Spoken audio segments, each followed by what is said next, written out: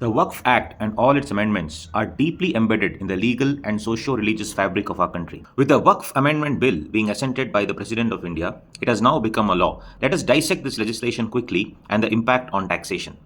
A Muslim can dedicate movable or immovable property permanently for charitable or religious purposes, and this transfer is irrevocable, and this is called as a Waqf. Though the concept of Waqf has been in existence since the Mughal era, to provide legality to the proceedings and the entire processes, the Waqf Act was enacted in the year 1995. Once you decide to dedicate your property as Waqf, the process is simple back then and even now. Create a Waqf deed, register your property, send it to the Waqf board. The state Waqf board will create an independent survey, and then they would enter in the register, and then you appoint a trustee and then start using the property for religious or charitable purposes. To prevent misuse, the Waqf Act was amended in the year 2013, where among other amendments, the most notable were you could not sell, you could not gift, or you could not mortgage a Waqf property.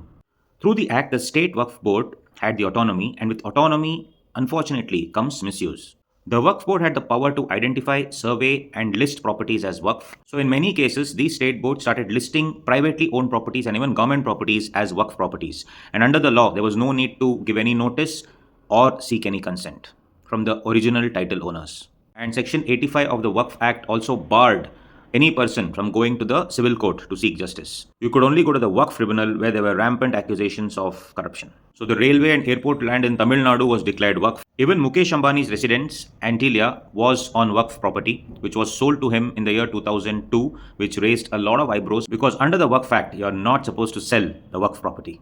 To add to this misery, we had the Waqf Act 1995 and a parallel legislation called the Musalman Waqf Act of 1923, which was passed in the British colonial era. So there were two legislations, 1923 and 1995, read with the 2013 amendment, which created multiplicity of cases and writs across the country and resulted in total chaos. A complete upheaval was needed, and hence the Waqf Amendment Act was passed. Some of the salient features in the new act, most important, power of survey is now from the state Waqf board to the district collector, who is a government officer. Ownership will be purely based on revenue records and not how the land was historically being used. And most important, the legal recourse. We can now go to the High Court and not just the Waqf Tribunal. And mandatory inclusion of non-Muslim members into the Waqf Board to ensure a more secular form of governance. Also, the Musalman Waqf Repeal Act of 2025 is also passed, where that old law of 1923 no longer exists. And this 1995 law is now amended to the Waqf Act of 2024. This new act does not change the taxation aspects at all. Let's quickly discuss the taxation aspects. For the Muslim who dedicates his property as Waqf, as per section 47, an irrevocable transfer is not called as a transfer, and hence for him no capital gains tax would arise. So obviously this Muslim would lose out on the rental income, he cannot claim depreciation, and he cannot claim any expenditure on transfer of this particular asset. Income tax may be exempt, but stamp duty laws are governed by state legislation, so stamp duty will still be payable unless there is an exemption by the respective state governments. So gratuitous transfer to Waqf is not a supply under GST, hence GST also would not apply. But later if the Waqf uses that property for commercial purposes, and then GST would apply based on the facts of the case. So would the income earned by this Waqf, which is registered as a religious or charitable trust, would it be taxable? No. If it is registered under 12 AB of the Income Tax Act, the income would be exempt under section 11 and 12. Any person donating money to that Waqf also would get an exemption under 80G depending on the registration status of that particular Waqf. Now if the Waqf sells that property, mind you that property is inalienable and any transfer would be void ab initio. But if it still goes ahead and sells, income under income tax includes illegal income, and hence that also would be taxable for that particular Waqf, even though the sale itself is void ab initio.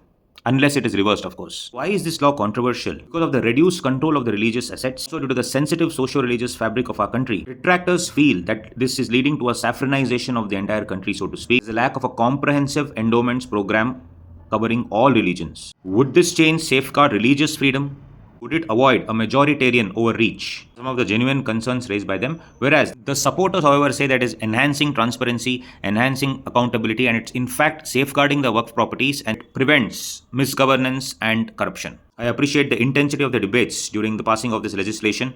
At the end of the day, we need both the wings to ensure that the eagle of democracy soars higher.